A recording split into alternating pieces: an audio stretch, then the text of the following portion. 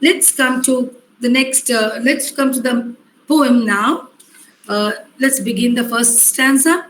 So, in the opening stanza, we see that the poet is describing the role of music in the creation of the world. And it also describes how the world was created according to a certain kind of heavenly harmony or divine order. Like we see the first line, from harmony, from heavenly harmony, this universal frame began. So this world was created according to a certain heavenly harmony. Heavenly harmony means a divine order. As we proceed, you will get the idea what I'm talking about. So, in this poem, Dryden is discussing the process of creation.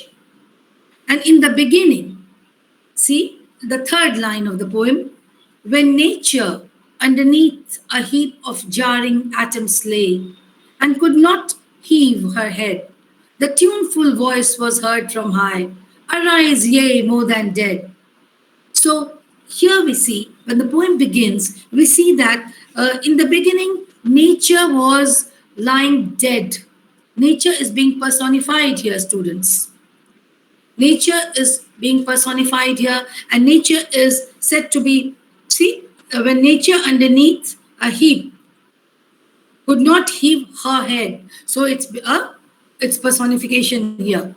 So when nature was lying scattered chaotically, all the atoms were jarring with each other, they were clashing with each other. What were the atoms? Hot, cold, moist, dry. It's mentioned here. Then cold, hot, moist, and dry. All these things, they were in a chaotic state. They were all jarring with each other. And therefore, poor nature, it was lying under the heap, and it was unable, could not heave her head, could not raise her head, as there was such a lot of chaos. All the elements of nature were clashing with each other. There was absolute chaos. And just at that moment, God commanded in his musical, tuneful voice, God commanded nature to get up. Arise, ye, more than dead. And the nature which was unable to rear her head, now with the harmonizing power of music, through God's musical tone, all the components of nature, they harmonized with each other. They fell in proper places. And thus the universal frame was formed. Everything. So this poem is showing how the nature was, all these elements, cold, hot, moist, and dry, they all act on their own. It's not that they act spontaneously, but they are all obedient to the harmonizing power of music. So at the beginning, in the process of creation, in the beginning, we see that the creation of the universe was initiated. How?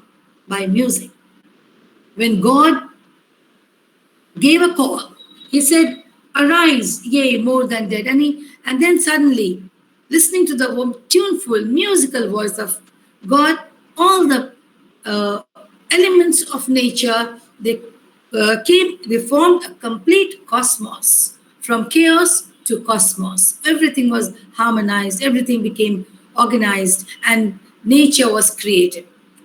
And while nature was created, everything was like the plants, the trees, the animals, all the objects were being created by one. And what was the culmination of creation? What was the final most culmination of creation? The last to come, man. So after every object of nature was created by God, the last thing to come was the man. As you can see, I'll read the last 4 lines here. From harmony, from heavenly harmony, this universal frame began. So everything started being created, and through all the compass of the notes it ran. It created everything. All the notes of compass means every object of the universe was created one by one. The diapason closing full in man. What is diapason? Diapason, when you listen to music, so in the end, when the band plays like symphony, so it's like one large outburst of harmonious sound. The last sound, the loudest noise of it is a harmonious sound that's called diapason. So the final most diapason means the signifying the end of this creation of God was it culminated in man. So man was the last culmination, the last creation of God, and it was all initiated by music. And soon we'll get to know that universe, which was initiated by music, will be destroyed by music itself towards the end on the day of judgment. So that will come in the last. So let's not, okay. So the central idea of the poem up till now is that the whole of universe is a stage, and it was created by the power of music, and it will be dissolved by music itself by the last trumpet. So the music is the connecting link between the two worlds of creation as well as destruction. So this is the first stanza. Now let's come to the second stanza. The second stanza is asserting the power of music in arising the human emotions. We can say this second stanza is talking about, is telling us about the emotive power of music. It helps a lot. The music helps a lot in arousing human emotions. And it, as the first line says, it declares, when what passion cannot music raise and quell?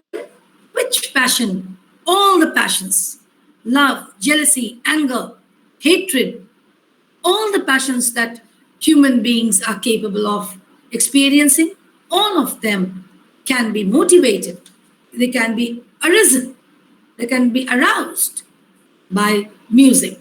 So then this is explained by the by giving an example from the Bible. From the there's a character called Jubal. It's not Jubal; it will be Jubal. So Jubal is a biblical figure. Now he was known as the father of. It's written over here. No, it's not written. It's written in my mind, maybe. That is known as the father of all those who play harp and lute.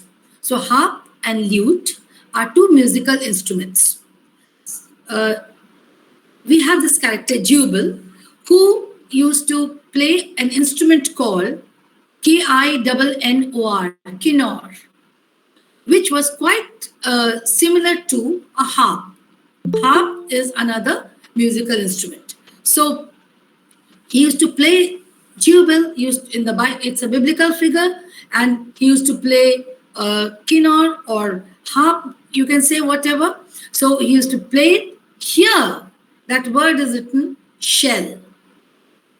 It's neither kinnor nor harp. The word that the Dryden has used here for that is chorded shell, the second line. When Jubal struck the chorded shell. So this chorded shell is nothing but the musical instrument which he played, which was kinnor, which was quite similar to a harp.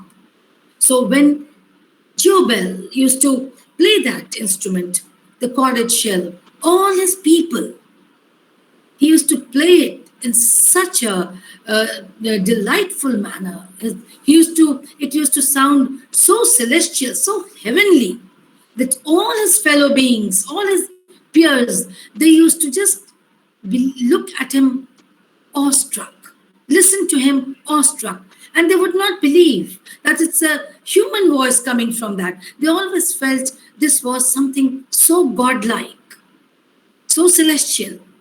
so heavenly. So, and listening, I'll read the first four lines.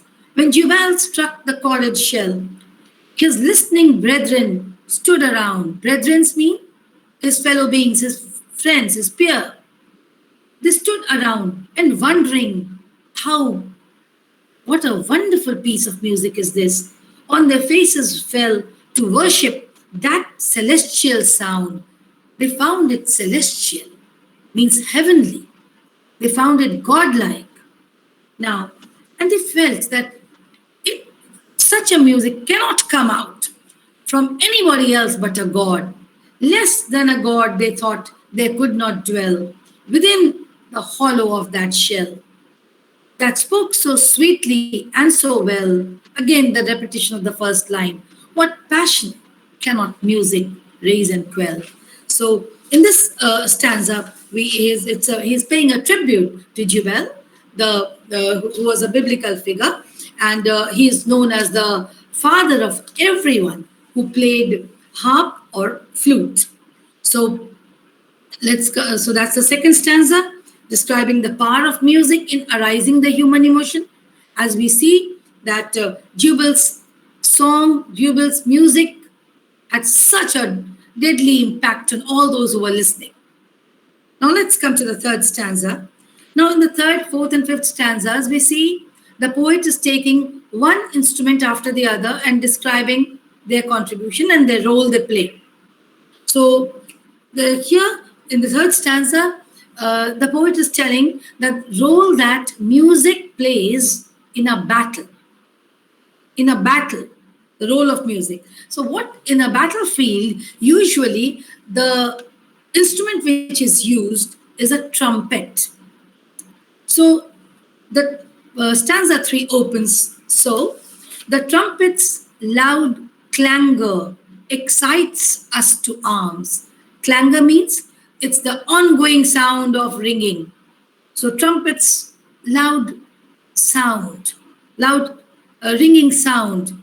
It excites us to arms. Means it is so motivating that it moves the men to take up arms and lead the battle. Excites us to arms. It is the power to excite the entire soldiers, and with shrill notes of anger and mortal alarms. It also, trumpet is also, it imitates the sound of anger, and it gives mortal alarms to everyone that, okay, the trumpet is a kind of a warning bell. It's a kind of an alarm to charge the fighting brigade. Charge the fighting brigade, the light brigade. Here I'm talking about the fighting brigade. So the double beat of the thundering drum.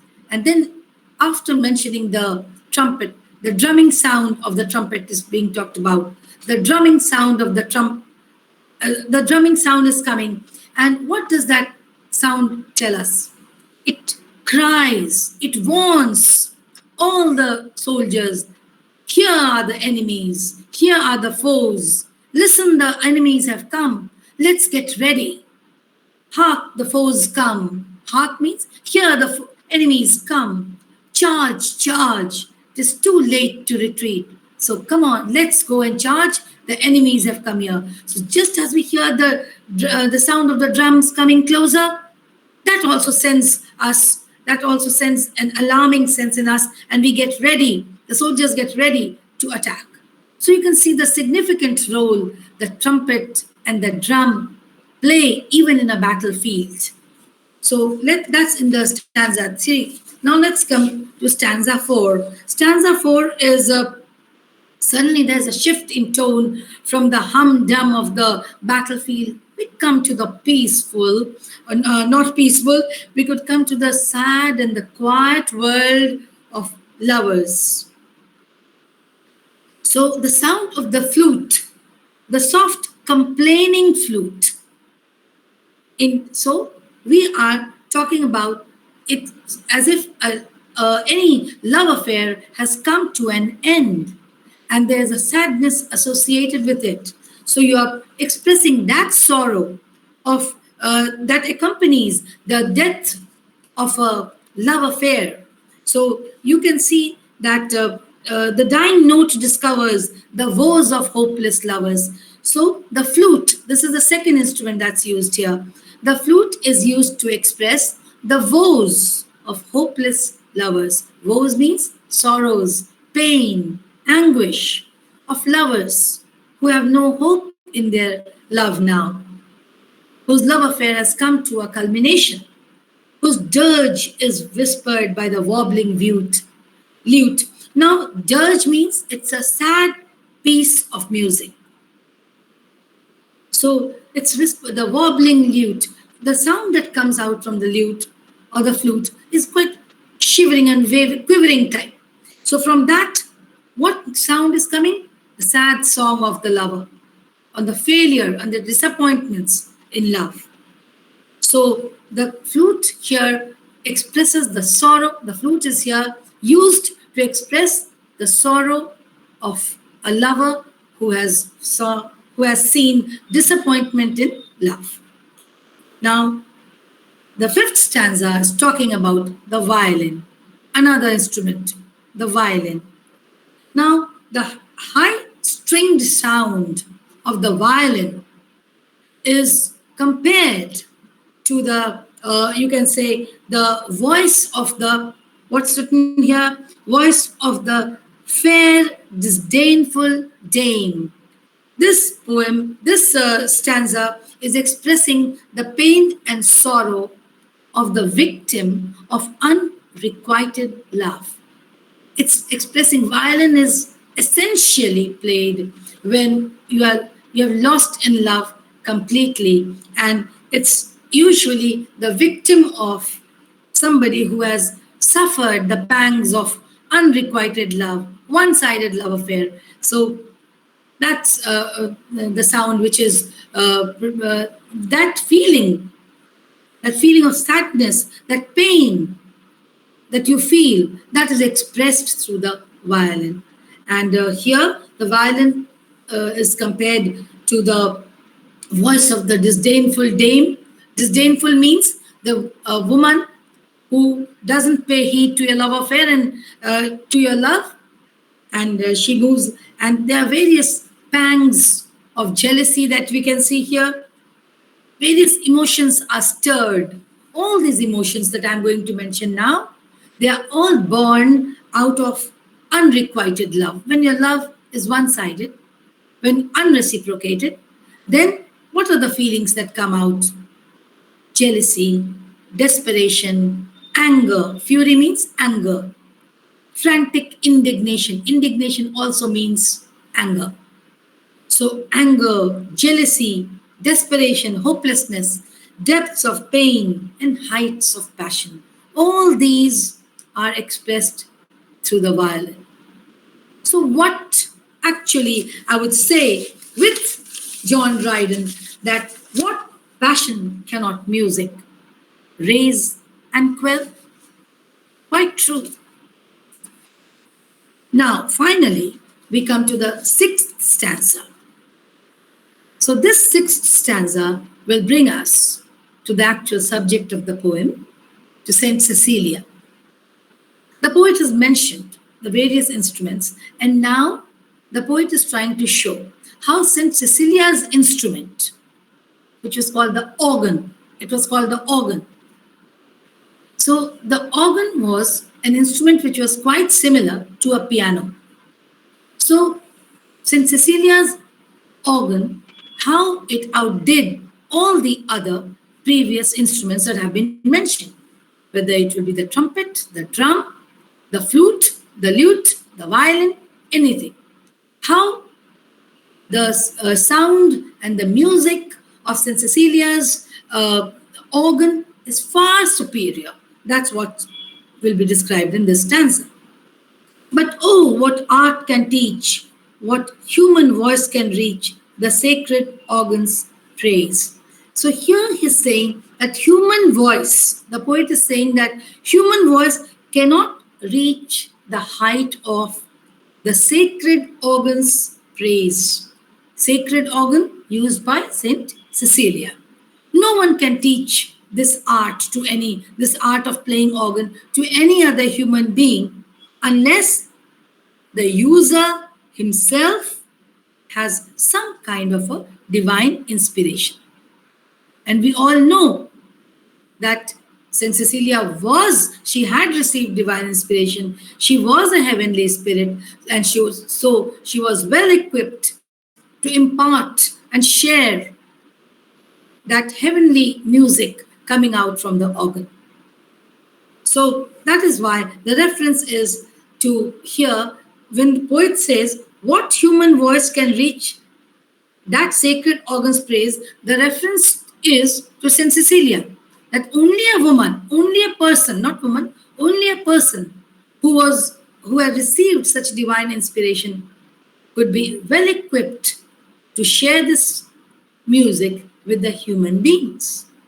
And because Saint Cecilia was one, so she effortlessly could influence everybody.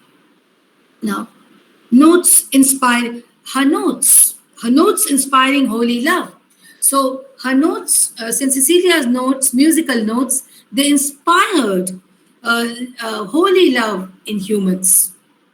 Holy love means love for God in humans.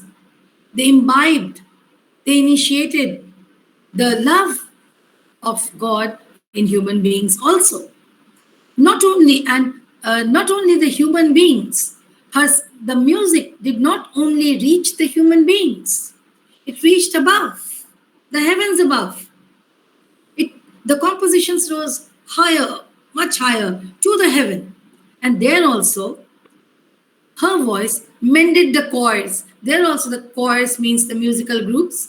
They were there. And when her voice reached there, her music reached there, then it mended the chords above also. So we can see the constructive quality of Saint Cecilia's music. I will read the last three lines of the sixth stanza again. Notes inspiring holy love, notes that wing their heavenly ways to mend the choirs above. So not only did her music reach the human beings, it reached heaven too. And there also it mended, it repaired the choirs above. So we can see the quality of her music. Now let's come to the next stanza, stanza 7. Stanza 7 is another very significant stanza. Here, Dryden is evoking the picture of a musical figure whose name was Orpheus. Orpheus was a Greek poet and musician who's been taken from Greek mythology. Now, his music also inspired not only the human beings, his music had an effect on, it affected the nature also. And his music had the power to unroot the trees. See, look at the first two lines, I will read it. Orpheus could lead the savage race, and trees unrooted left their place. Such was the power of his music that the trees got uprooted also. And not only the human beings, but the nature got affected also. Sequacious of the lyre. Sequacious of the lyre means it didn't have the individuality of the lyre, but lyre was a musical instrument, not lyre, the person speaking lyre, Lyre. So it's sequacious of the lyre means it lacks the individuality of the lyre, but still it had a great impact, not only on human beings, but also on nature. Now, why is Orpheus being used here again? Whenever any figure is used here, it is to show how Saint Cecilia was superior even to Orpheus.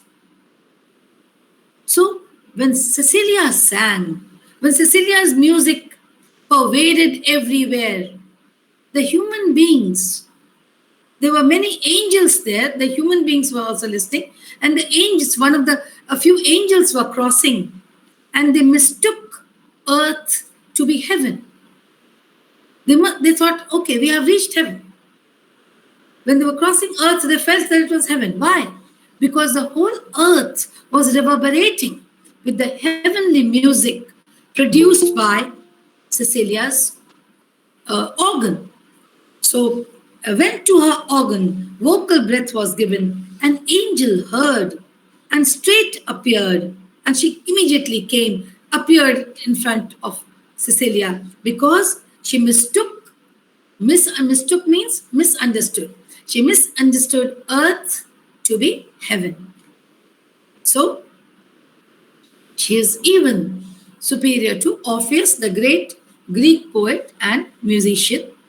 And this figure, Orpheus's figure, has been taken from Greek mythology. Now, at last we come to the last section, the grand chorus.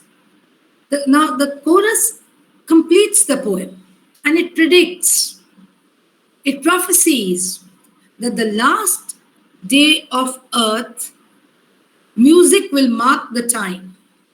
Means on the last, music is going to be there, music is going to bring about, music is going to make happen the last day of creation also. As music was there in the creation, it had a great role to play in the creation of the universe, so music is going to close the chapter too. The last section, grand chorus was, now this was, as I said, it was meant to be sung by all the singers. And Dryden says that from the power of Cecilia's sacred organ, what started happening? The spheres began to move and sung the great Creator's praise to all the blessed above. Her music had the power to infuse life in all inanimate things. And hearing her organ, hearing the music, all the inanimate things came to life and sang the praise of God. They sang for all the blessed angels who were living in heaven too.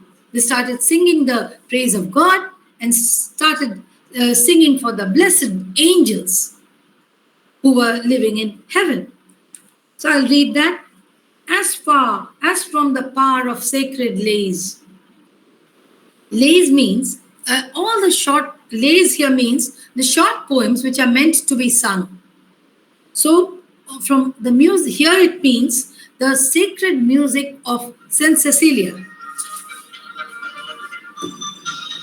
The sacred music of Saint Cecilia was heard, and it had an impact on all the spheres of the universe. They started to move, and the inanimate things started to come to life, and they started singing God's praises. They started singing for the blessed angels above, and to all the blessed above. And finally, in the last stanza, we see that there is a reference to the revolutionary aspect of music that can destabilize even heaven.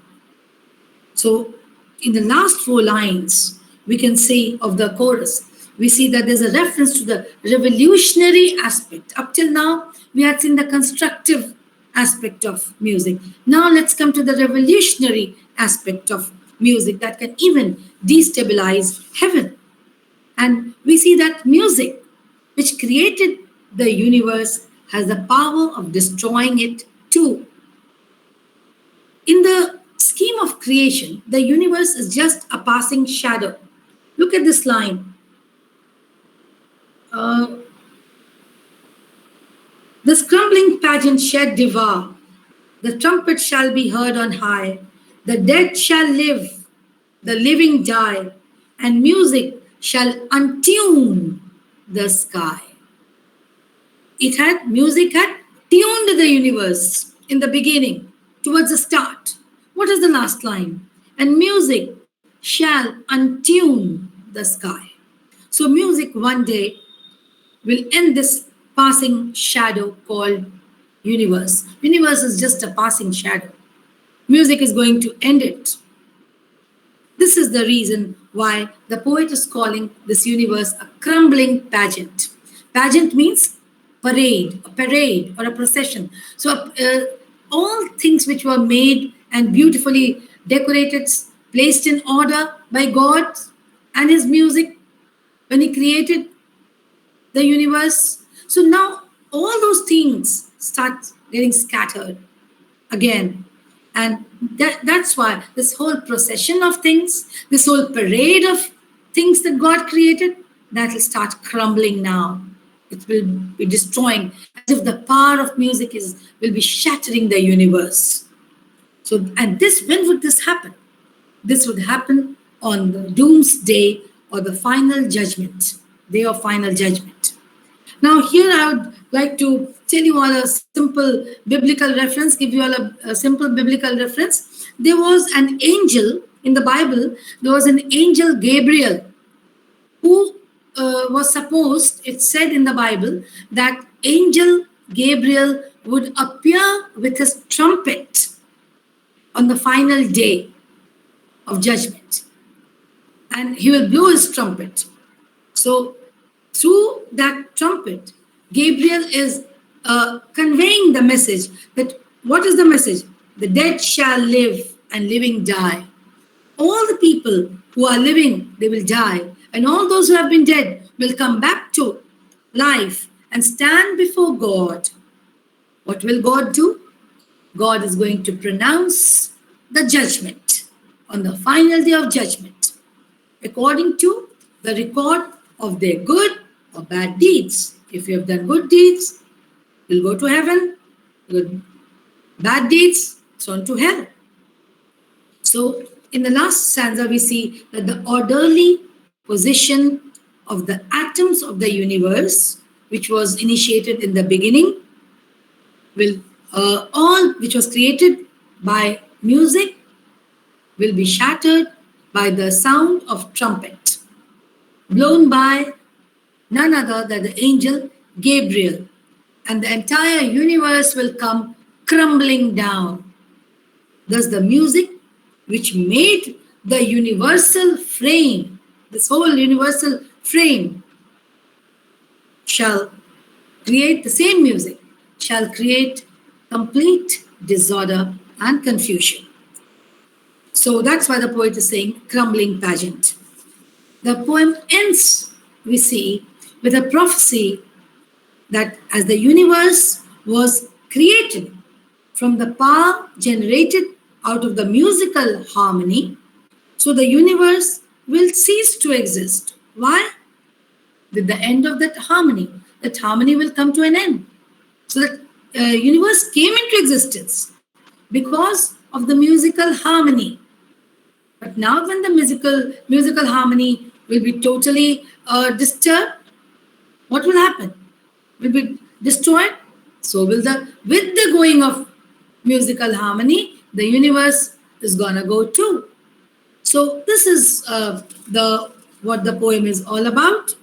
And there are a few words which I would, in this poem, which I would like to ask from you all. Now, we all know there were a few terms, I think I've explained them all. You know who was Saint Cecilia?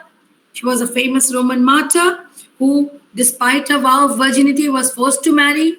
But she, on her wedding day, she started singing the praise of God.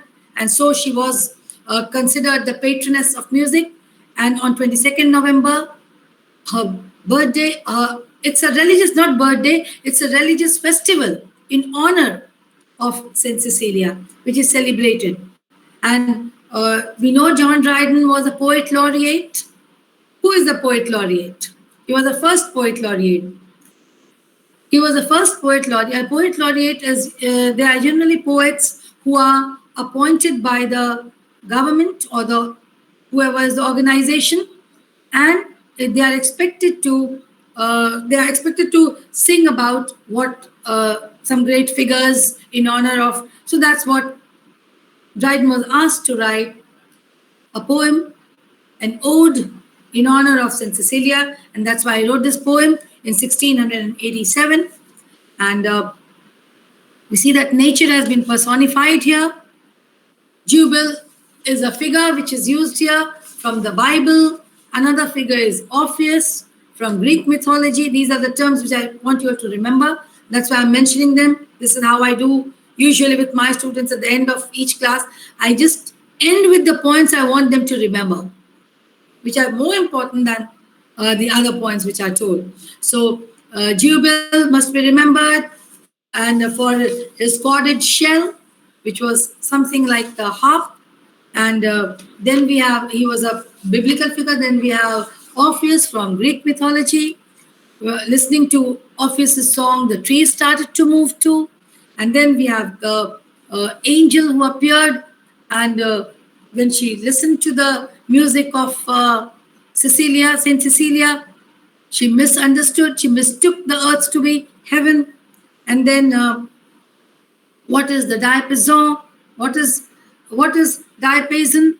That's the rich, that's an outburst of rich, harmonious sound. So with a bang, after the end of culmination, with a bang, the last station comes. That was the glorious entry of man. The last thing that God created was man. And then we have brethren, means it's a, usually they are the members of one particular group. And celestial, we all know, is heavenly. Clangor, what is clangor? It is the sound of, continuous sound of ringing. And the trumpet's clangor, we say the trumpet's clangor usually. What is the dirge, D-I-R-G? It's a sad lamentation, like a piece of music where you are lamenting the loss of your love. And organ, we all know, was the instrument which was used by Saint Cecilia, and it was quite similar to piano. Orpheus, we know. And what is lyre? Lyre is also a stringed instrument, and the word lyric comes from lyre. So lyric and odes both originated in Greece. So I think whatever doubts I had, which I thought you might forget, so I just revised them all. Now, if there's any question to ask.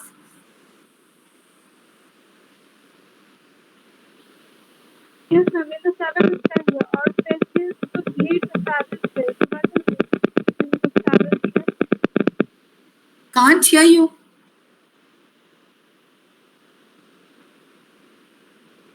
Can't hear you, Vidisha. Ma'am, in the seventh stanza, Orpheus Yes. could lead the savage race. What is the meaning of savage race? Savage means the brutal, the cruel, the animal type. So he could, that, what does he mean? That it could lead the savage race means everybody was affected. Savage race here means the humans. We are also, we started from being savages. What were we in the beginning? We ate, we were like animals, weren't we? And slowly we, from that we became groomed, and we became, so here savage race means human. So Orpheus could lead the savage race means Orpheus, his music could affect the entire humanity. Savage race is the human beings as well as the nature in the second line, and trees uprooted. So savage race is our race, the human race, in its initial form, initial stage. Any other question? Thank you, ma'am. Okay then.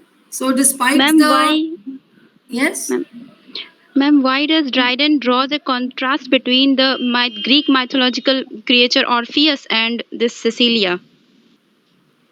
well, this is a poem which is written to commemorate. It's written in honor of the Cecilia.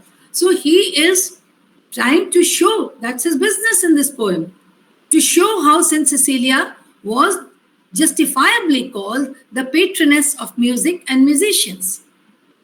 So naturally, when he will draw a comparison with another figure only from the world of music. So just to show that he is not, he is just trying to justify why Since Cecilia's day is being celebrated, and what were her qualities that put her above everybody else. Now, this was an ode which Dryden was asked to write for to honor Saint Cecilia, but I think this is more an ode to music in general than to Saint Cecilia only. So, not only to Saint Cecilia, this poem is a celebration of music. This ode is a celebration of music. It's an ode to music. Yes?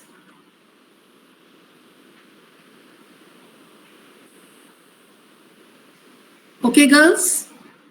So, since now I see there are no questions, I would. Sanketji, are you there?